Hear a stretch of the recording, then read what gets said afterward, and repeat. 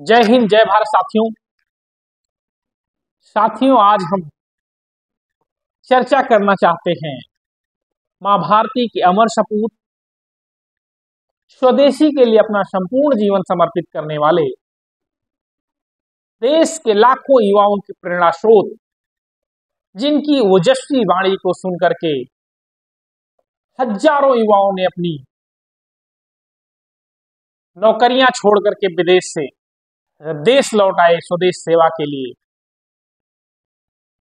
जिन्होंने आजीवन संघर्ष करते हुए हजारों विदेशी कंपनियों का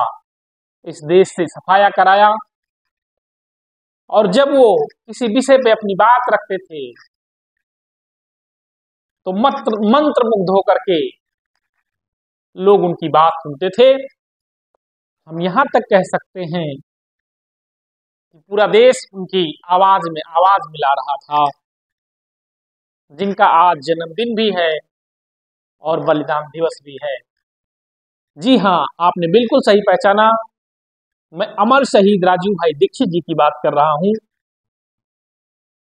साथियों, मेरा एक दुर्भाग्य रहा कि मैं राजीव भाई के जिंदा रहते मैं उनसे मिल नहीं पाया, लेकिन मेरा एक सौभाग्य भी रहा कि राजीव भाई के ना रहने पर उनके परिवार के सभी सदस्यों, उनके पिता श्री राधेश्याम दीक्षित जी, उनकी माता श्रीमती मिथिलेश कुमारी जी व उनके भाई प्रदीप दीक्षित जी, सबका सानिध्य मिला, सबका आशीर्वाद मिला, सबसे बात करने का अवसर मिला। और उनकी जो कर्म भूमि थी सेवाग्राम वर्धा, वहां अनेकों बार जाने का सौभाग्य प्राप्त हुआ। सेवाग्राम में उन्होंने जहां पे रह के तपस्या करी, जहां पे राष्ट्रपिता महात्मा गांधी जी रह करके जिस आश्रम में रहते थे,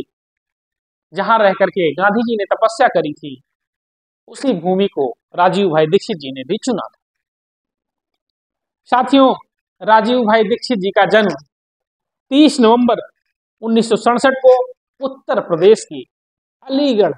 जिले की अतरौली तहसील के नाह नामक ग्राम में हुआ था। उनकी शिक्षा दीक्षा का शुभारंभ भी अलीगढ़ में ही हुआ। उसके बाद वो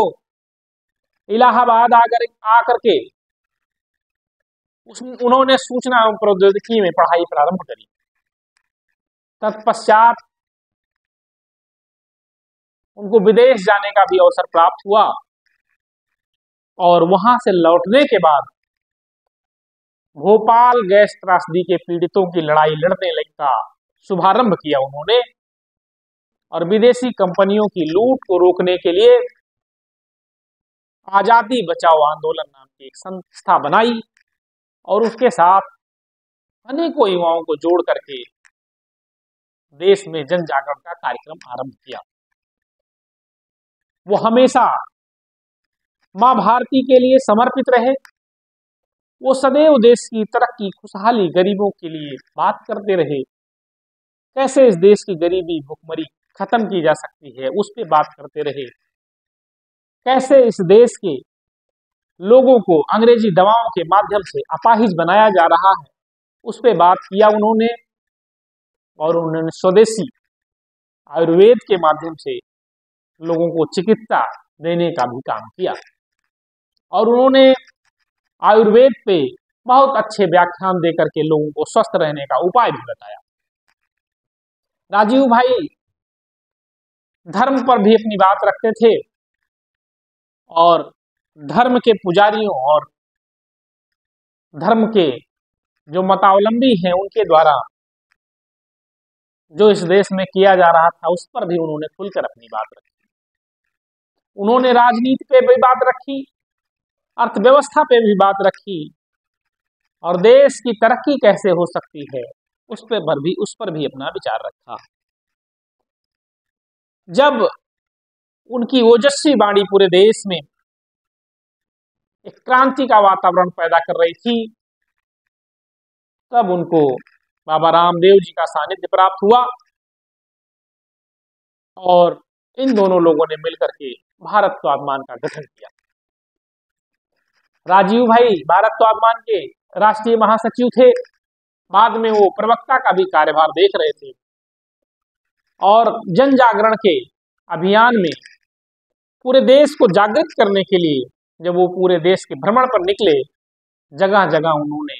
जनसभाएं की और लगभग आधे से अधिक देश का भ्रमण कर चुके थे। और नवंबर 2010 में छत्तीसगढ़ की यात्रा पर थे। उसी दरमियान एक रहस्यमयी ढंग से, मैं साफ शब्दों में कहता हूं कि उनकी हत्या कर दी गई।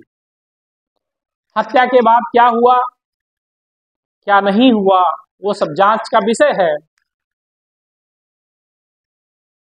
कई सारे लोगों का कहना है कि राजीव भाई की मृत्यु हार्ट अटैक से हुई,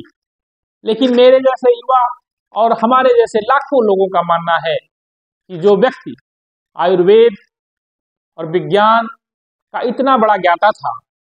जो खुद मानता था कि 18 से 20 सालों से हो गए मुझे बीमार नहीं हुआ मैं, वो एकाएक उसको हार्ट अटैक कैसे हो गया, ये सोचनीय का विषय है और इस पे सरकारों को काम करना चाहिए। साथियों, मेरा विषय दूसरा है, आप ध्यान दीजिए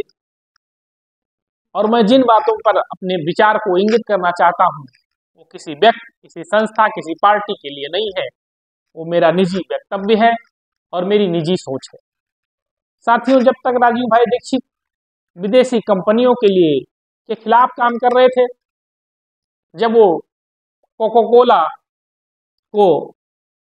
ठंडा मतलब टॉयलेट क्लीनर बोल रहे थे, जब वो अंग्रेजी दवाओं की कंपनियों के खिलाफ बात कर रखते थे, जब वो विदेशी संस्कृत जो देश में हावी हो रही थी उसके खिलाफ बात रखते रहे, तब तक वो सुरक्षित रहे। लेकिन जब उन्होंने देश की राजनीति और देश के राजनेताओं के खिलाफ बोलना शुरू किया और जो देश की असली समस्या थी, जो सभी समस्याओं की जड़ है राजनीति, जब वो खुलकर उस पर बात रखने लगे, उसके बाद ही उनके साथ ये दुर्घटना हुई। राजीव भाई ने अपने जीवन में बहुत सारे काम किए, लेकिन जब वो अपने व्याख्यानों में राइट टू रिकॉल और राइट टू रिजेक्ट की बात रखने लगे और जनता को ये बताने लगे कि ये नेता हमारे मालिक नहीं नौकर हैं और हम ऐसा कानून बनाएंगे, उस कानून के माध्यम से हम नेताओं को जब चाहेंगे वापस बुला लेंगे, और अगर ये नेता ऐसा करने को तैयार नहीं होंगे तो हम ऐसे नेताओं को पैदा करेंगे कि जो संसद में जाकर के हमारे हिसाब से काम करेंगे, देश की तरक्की और खुशहाली के लिए काम करेंगे। उसके बाद ही राजीव भाई दीक्षित जी के साथ ये दुर्घटना हुई और कहीं न कहीं मेरा मन बार बार ऐसा सोचने को मजबूर हो जाता है कि राजीव भाई दीक्षित की हत्या में पूंजीपतियों, विदेशी कंपनियों और धार्मिक लोगों के साथ साथ राजनीतिक लोगों का भी इस षड्यंत्र में हाथ था, क्योंकि राजीव भाई दीक्षित ने एक व्याख्यान में कहा था कि मैं 2014 में देश से चुन करके ऐसे लोगों को संसद में भेजवाने का काम करूंगा जो देश के लिए काम करेंगे। साथियों, ऐसी घोषणा के बाद ही 2010 में 30 नवंबर को उनके साथ रहस्यमयी ढंग से उनकी मृत्यु हो गई। हम आज उनके बलिदान दिवस और जन्म दिवस पर उनको श्रद्धा सुमन अर्पित करते हुए समस्त देशवासियों से अपील करता हूं कि राजीव भाई के सपनों का जो भारत है, जो उनकी सोच थी स्वदेशी से स्वावलंबी की जो बात करते थे, जब तक वो पूरी नहीं हो जाती तब तक हम लोगों को चैन से नहीं बैठना चाहिए। और मेरी इस देश की सरकार और इस देश की आम आवाम से ये मांग है कि राजीव भाई दीक्षित को भारत रत्न दिया जाए और उनके जन्म दिवस और बलिदान दिवस को स्वदेशी दिवस के रूप में मनाने की सरकार द्वारा घोषणा की जाए और इस देश को उनके विचारों पर आगे बढ़ाया जाए, उनकी सोच के जो उनके सोच का भारत था वो बनाया जाए, यही राजू भाई दीक्षित को सच्ची श्रद्धांजलि होगी।